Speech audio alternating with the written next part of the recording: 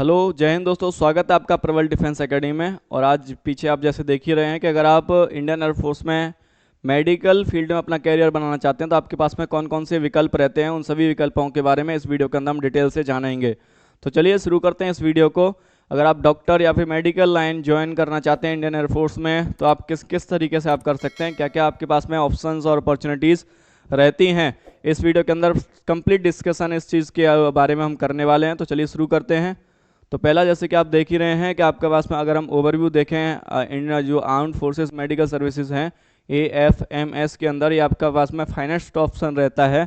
अगर आप medical graduate हैं, अगर आप हमारे देश में, और ये वर्ल्ड की फाइनेस्ट सर्विस है जहाँ पे आपको ट्रेंड किया जाता है, सिर्फ एज अ ऑफिसर नहीं, एज अ जेंटलमैन लाइफ के लिए भी आपको तैयार किया जाता है। एक अच्छी लाइफ आपको इंडियन एयरफोर्स की ओर से प्रोवाइड की जाती है, जहाँ आप अपना जो आपका पैशन है वो भी फॉलो कर रहे होते हैं, साथ ही साथ आप एक अच्छी लाइफस्टाइल भी जी रहे होते हैं। ठीक है, तो आप एज AFS जो प्रॉमिस करता है दोनों की प्रोफेशनल और पर्सनल ग्रोथ, दोनों ही प्रकार से आपकी ग्रोथ रहती है। यहाँ पे अट्रैक्टिव आपको पे और पर्क्स आपको देखने को मिलते हैं, जहाँ पर आपके पास में comfort of life, good housing, medical aid, canteen facilities, है ना, school college and higher education for children, इन सारी चीज़ों को, आपका लाइफ इंश्योरेंस, इन सारी चीज़ों को कवर किया जाता है। अगर आप मेडिकल फील्ड में अपॉर्चुनिटी तलाश रहे हैं इंडियन एयरफोर्स के अंदर, तो देखिए ये आपको सिर्फ आपका पैशन तो फॉलो होगा ही होगा, आपको उसके लिए सैलरी भी मिलेगी, लेकिन उसके साथ साथ आपकी जो पर्सनल जो लाइफ है वो एकदम से एक्सप्लोर होना शुरू हो जाएगी।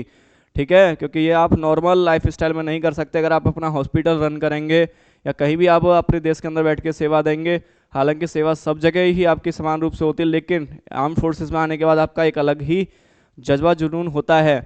ठीक है, तो अगर आप बात करें वर्क एनवायरनमेंट की, तो आपको दोनों ही समय पर आपको कार्य करना पड़ता है, चाहे तो शांति का समय हो चाहे युद्धकालीन स्थिति हो, दोनों ही समय पर आपको कार्य करना होता है। अगर आप मेडिकल फील्ड ज्वाइन करते हैं इंडियन एयरफोर्स के अंदर, आपको ट्रेंड किया जाता है पैरामेडिकल स्टाफ के लिए।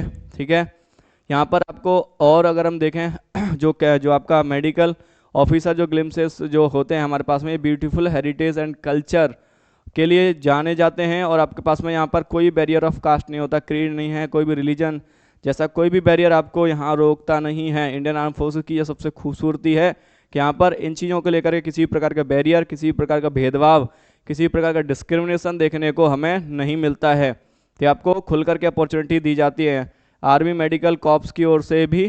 ठीक है, बात करते हैं वो जो जिन एंट्री स्कीम्स के जरिए आप अगर ट्रेनिंग और एडवांसमेंट की अगर बात करें, तो आपका ट्रेनिंग जो है इंडिया जो आर्म्ड फोर्सेस मेडिकल कॉलेज है ये आपका पुणे में है, और यहीं पे आपका ट्रेनिंग होता है। ठीक है, एजुकेशन अपॉर्चुनिटीज़ की बात करें तो आपके पास स्पेशलाइजेशन, बेसिक जो स्पेशलिटीज़ और सुपर स्पेशलिटीज़ आपके पास में आपको यहाँ प्रोवाइड होती हैं, और आप इन चीज़ों को कर भी सकते हैं। ठीक है, नेक्स्ट बात करें, अगर हम देखें कि वो हमारे पास में रिक्वायरमेंट, एजुकेशन क्वालिफिकेशंस क्या हैं अगर आप ज्वाइन करना चाहते हैं, तो एक तो परमानेंट कमीशन के तौर पे आप मेडिकल सर्विसेज में कैरियर बना सकते हैं। एज लिमिट यहाँ 45 ईयर्स तक रहता है। Medical council of India MCI के अकॉर्डिंग एप्लीकेंट जो भी है उसको आपको मेडिकल क्वालिफिकेशन आपकी इंडियन यूनिवर्सिटी से और फॉरेन मेडिकल क्वालिफिकेशन भी आपको हो तो भी कोई दिक्कत नहीं रहती है ऐसी कोई भी। ठीक है, नेक्स्ट बात करोगे, आपके पास में 2 साल का आपके पास है पोस्ट ग्रेजुएशन डिप्लोमा किसी भी रिकॉग्नाइज्ड MCI यानी मेडिकल काउंसिल ऑफ इंडिया की ओर से आपके पास में हो। ठीक है, और आप अगर एक डॉक्टर हैं तो आप हाउस जॉब या फिर एक पोस्ट ग्रेजुएशन क्वालिफिकेशन आपके पास में आपको एलिजिबल बना देती है। Maximum antedate seniority of the 42 months की आपके पास में रहनी चाहिए, तो ये आपकी क्वालिफिकेशन को आपको एलिजिबल बना देती है एज अ परमानेंट कमीशन के तौर पे अपना कैरियर रन करने में इंडियन फोर्स के अंदर मेडिकल फील्ड के अंदर।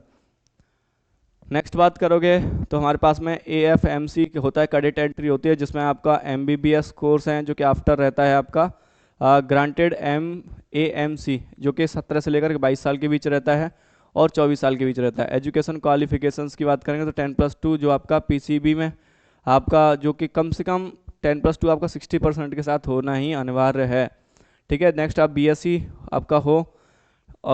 अगर हम आर्मी जो डेंटल कॉर्प्स की बात करें AMC के अंदर बात करें तो आपके लिए 28 ईयर्स ऑफ फॉर BDS आपके पास होना चाहिए। डायरेक्ट परमानेंट कमीशन के लिए आपके लिए क्या होता है, जिसमें BDS आपके पास होना चाहिए कम से कम 60% मार्क्स के साथ है।